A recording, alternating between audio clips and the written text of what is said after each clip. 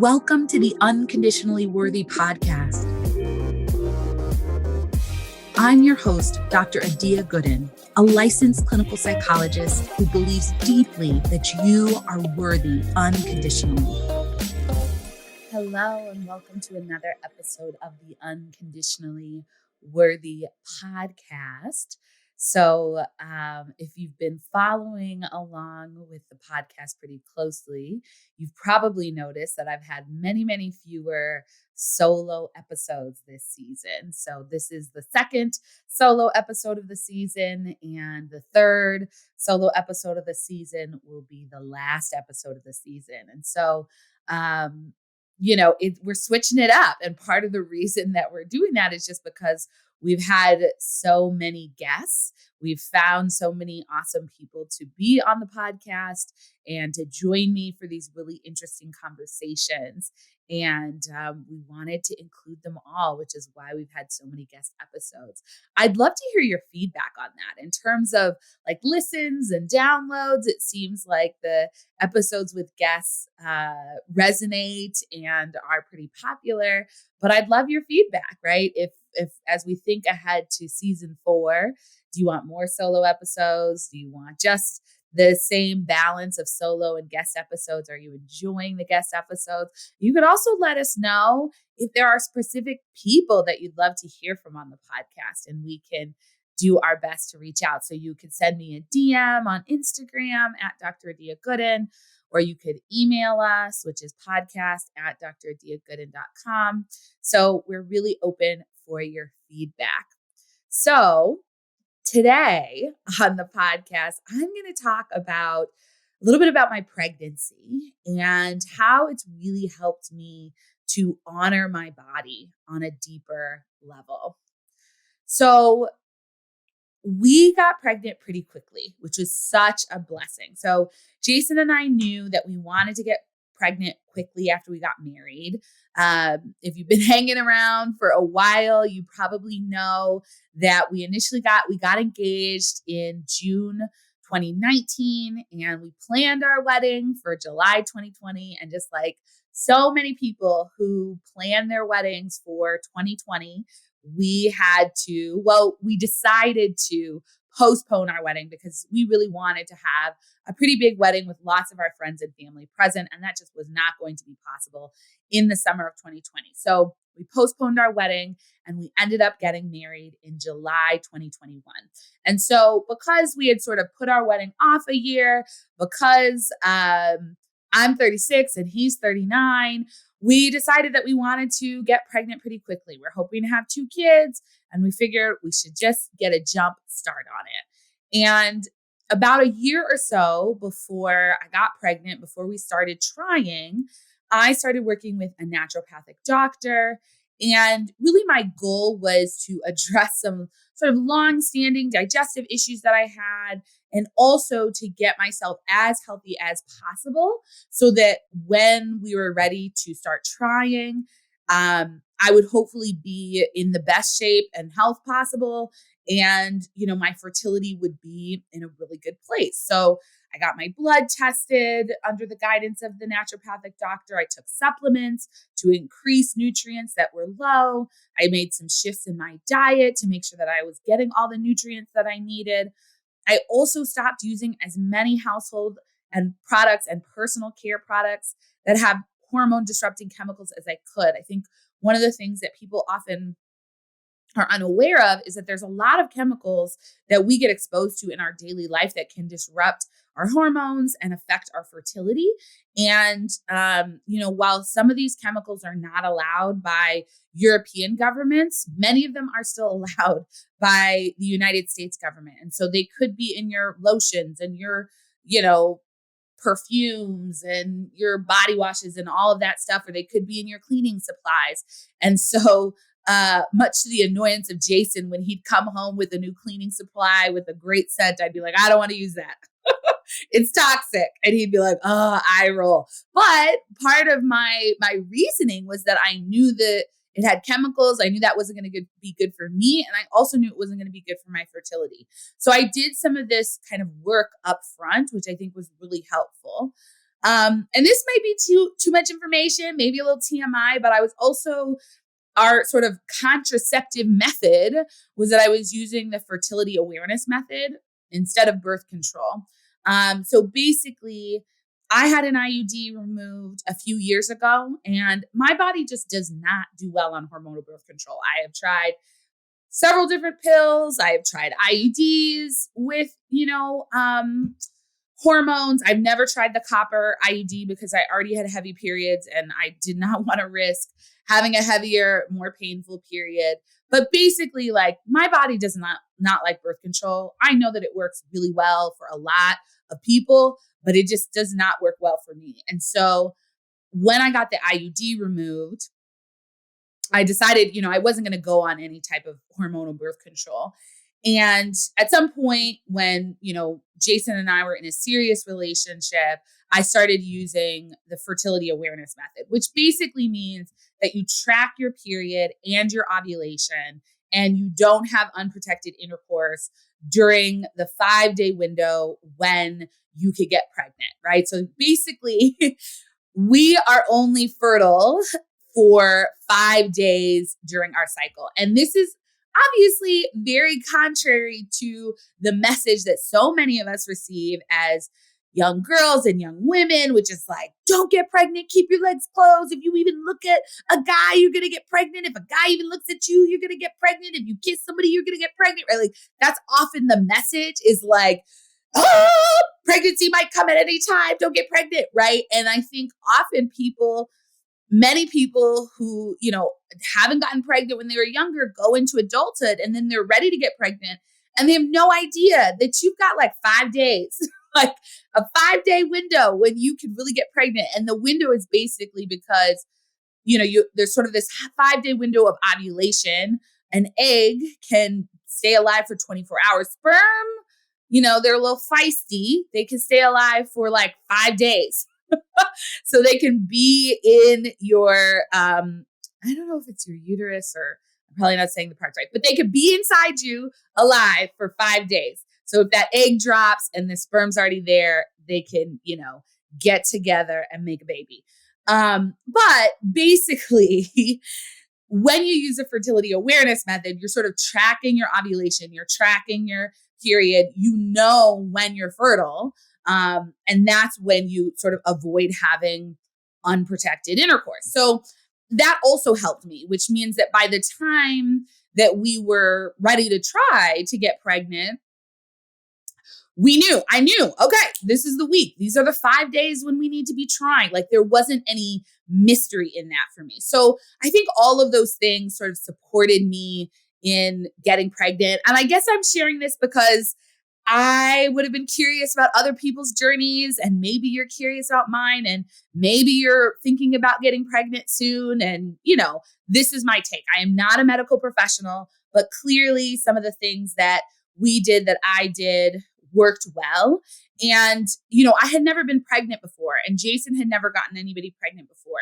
So we really didn't know if everything was working very well, right? Like, we just didn't have any evidence. So we're super grateful that all of that came together. And I also think it probably did not hurt that we got pregnant. So we got pregnant the second month of trying, which is really like a week or two after we got back from our honeymoon. And I don't think it's a coincidence that we spent a month of getting married and feeling surrounded by love and so happy and excited. And then we spent 2 weeks in Europe and, had this incredible honeymoon and felt really relaxed and happy and joyful. I don't think it's any coincidence that that was a really good setup for pregnancy. So all of that kind of came together. We got pregnant. It was all good. And I felt fine for about a month. And then I started to feel sick and tired all the time. And I think, I don't think a lot of people talk about their experience in the first trimester, partly because when you're pregnant in the first trimester, you're usually not telling a lot of people because there's such a high risk of miscarriage. And so you don't want to tell everybody because then you might have to, tell everybody if you lose the baby. And so people often are not talking as much about their first trimester. So I don't think I was really prepared. Like, I think, you hear, oh, there's morning sickness, which, side note, like, morning sickness is not limited to the morning, right? Like, yeah, you do sort of wake up. I did wake up sort of feeling sick. And part of it for me was like, if I didn't eat immediately, like, I would feel sick. And so you had to like eat. And it's a really weird thing because it's, like, you're hungry and then your body makes you feel nauseous. And the solution is to eat, which is usually the opposite of the thing you want to do when you're nauseous. But anyway, so I just wasn't prepared, right? Like, morning sickness happens throughout the day at any time. You're incredibly tired. I was incredibly tired. And, it was tough. I love food a lot. It was the first time in my life that I just really didn't have an appetite. I really wasn't very interested in eating. I was tired a lot of the time. I took more naps. I haven't taken this many naps since I was like, a toddler, and there was nap time every day. I canceled plans. I canceled a trip. And, it really forced me to surrender to what my body needed. That is what the first trimester did for me. I'm usually a high energy person. I'm very active. I usually have a lot going on, probably too much going on, and have trouble sort of being still. And as I've talked about on the podcast before, I've had to learn to rest and relax, and I've had to practice that actively.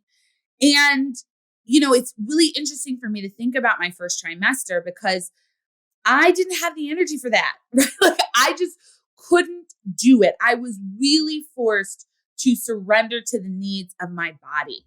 Right? I stopped working on the weekends, which I've talked about. It was a goal of mine, but I think because I was pregnant, it just like forced me into that, and I just couldn't do it. So I rested on the weekends. I wasn't running around doing a bunch of activities. I wasn't, working. I wasn't doing I was sitting on the couch.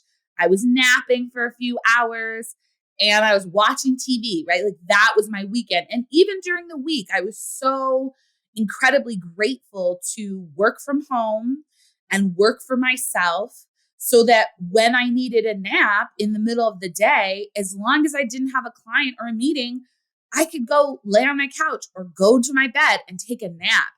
And that, I have so much privilege to be able to do that, to be able to honor my body's needs in that way. And I'm also really grateful that I listened to it. I'm really grateful that I was able to allow myself to slow down, allow myself to leave tasks undone on my to-do list and prioritize resting, prioritize allowing my body to focus on building this baby, which is a priority for me. And so the first trimester of my pregnancy really moved me into a period of calm, of slowness, and of stillness. And it was really interesting to experience that because I tend to be such a high energy, move, go, do person. It was interesting to feel sort of relaxed, calm, at ease, still. And yeah, I did feel sick, but I was relaxed, right? I was sort of much more low key, and my energy was lower and it was calmer. I didn't really want to do much. I felt at peace and I napped. And I know that part of that was, my body adjusting to how it needed to create an environment that is best for this little baby that I'm growing.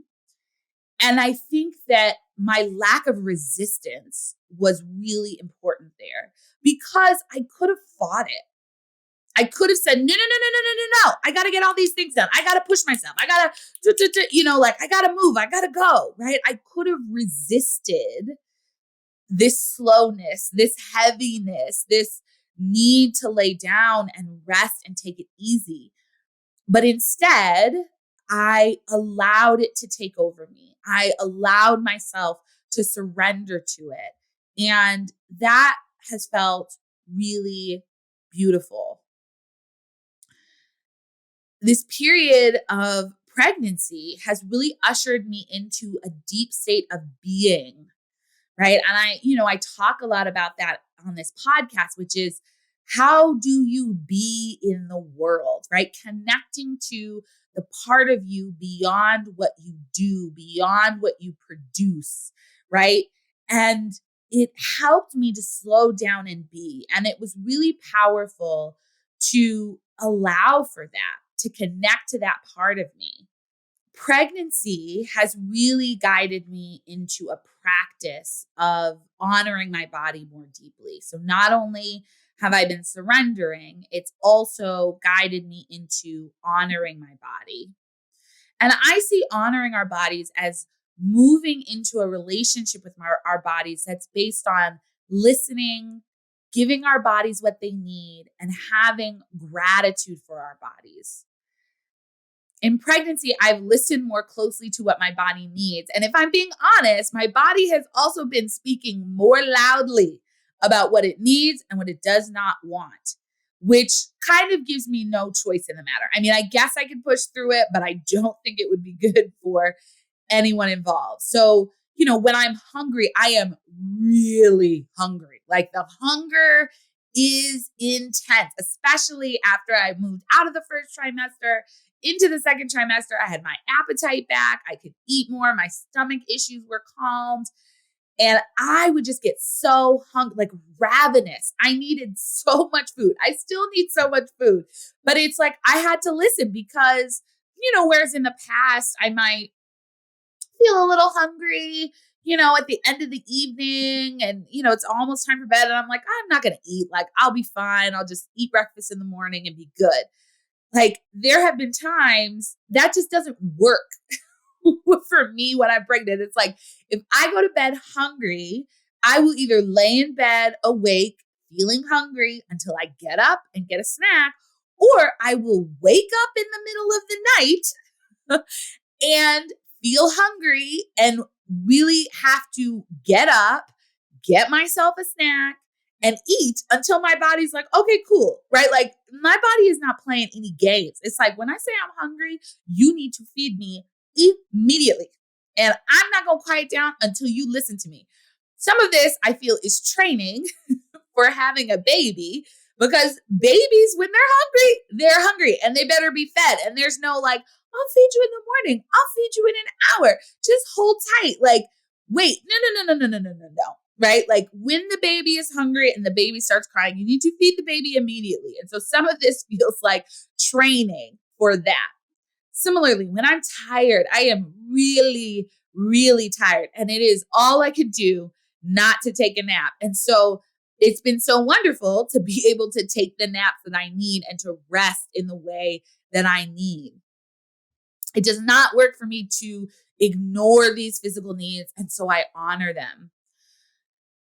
I've also felt more grateful for and in awe of my body than ever before, right? It's building a human. And it's really been incredible to witness my body change. It knows what to do without me telling it. My uterus knows how to grow and expand. My breasts know how to change to get ready to breastfeed. My organs know how to move out of the way to make room for this baby girl. It's amazing. And watching my body transform has helped me to be more grateful for my body and everything it can do than I ever have been before. So often, as women, people of color, gender nonconforming folks, we develop relationships with our bodies that are about changing our bodies.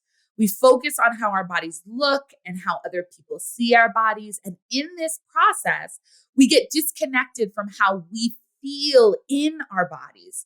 We are objectified by society, and then we in turn objectify ourselves. Our bodies become objects that we're trying to shape and change versus things that we are living in, right? That we are in relationship with.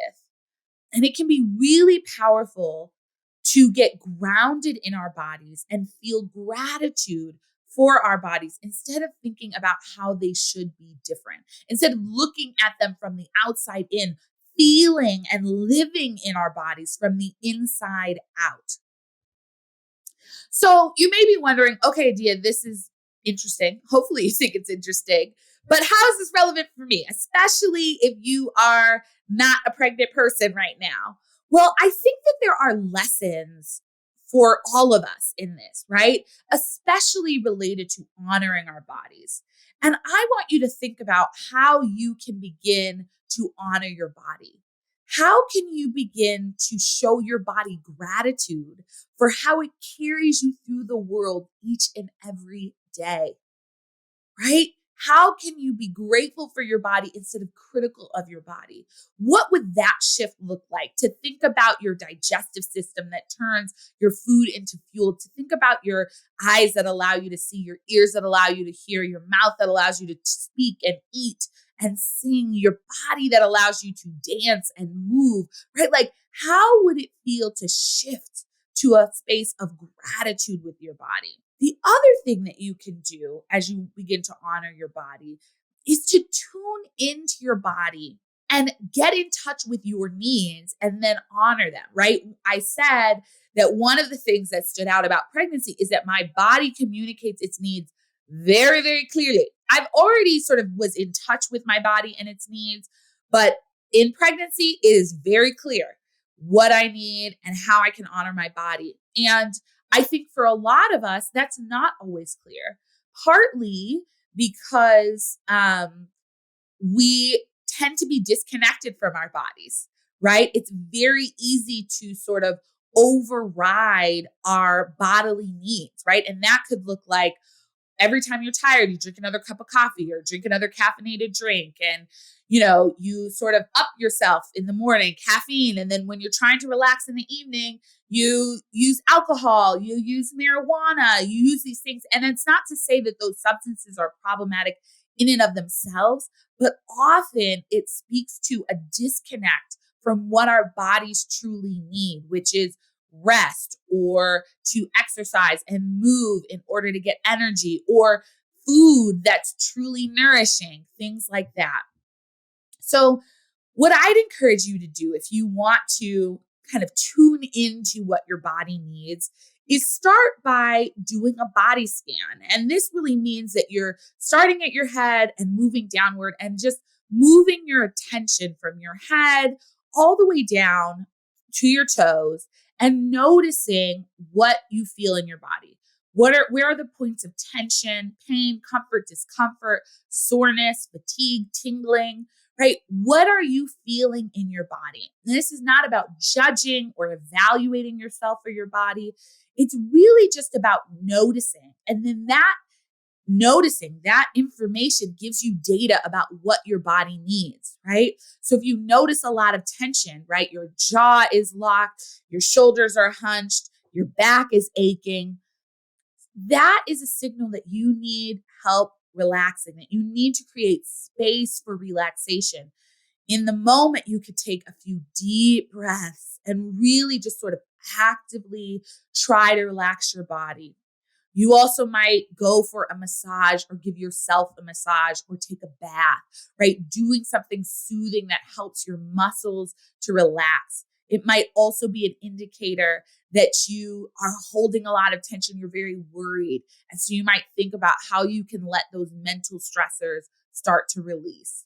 You notice that your body feels sore, you might think about stretching. If you notice that your body feels tired, that might indicate that you need more time for rest or sleep, right? So you tune into your body because often our body is communicating to us, but it starts pretty quietly and then it gets louder and louder and louder, right? It starts with a little twinge of I'm uncomfortable or I'm tired, and then it gets louder. And then we start to feel burned out, or then we start to feel sick, right? And so the idea is the more in tune you can be with your body, the sooner you will be able to honor your body's needs and take care of your body to interrupt the progression of,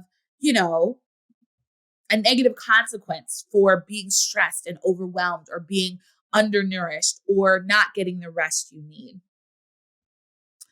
So when we tune into our bodies and when we honor our bodies and take good care of them, that is when we feel our best. And if this is intriguing you, and if honoring your body and taking good care of yourself is something that you'd like more support with, that you want some sort of structure and guidance with, I want to encourage you to consider enrolling in my Date Yourself course. This is an online self-paced course that is all about building a healthy relationship with yourself. And one of the core pillars of having a healthy relationship with yourself is honoring your body and taking good care of yourself. And so in the first module of the course, you talk about letting go of self-criticism. And often our criticism is focused on our bodies. The second and third modules are focused on practicing self-compassion, being kind and compassionate to ourselves.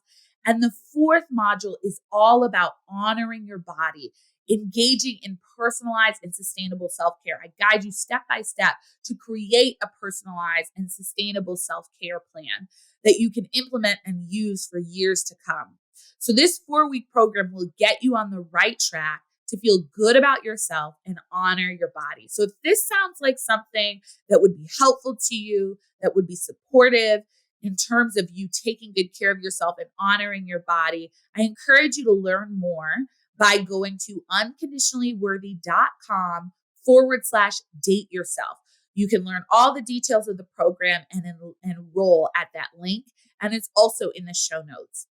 So I hope that this has been helpful for you in terms of thinking about what's your relationship with your body? How do you listen? Is there an opportunity to surrender and not resist what your body is telling you? And you don't have to wait until you're pregnant, to do that, right? You can do it now. And so I encourage you to think about what's one shift you can make this upcoming week in terms of how you treat your body, how you listen to your body, and how you take care of your body. As always, I am so grateful to you for listening, and I would so appreciate it if you would leave a rating or review, and please share this episode with someone who you think might resonate with what I've shared. Thanks so much, and see you on the next episode.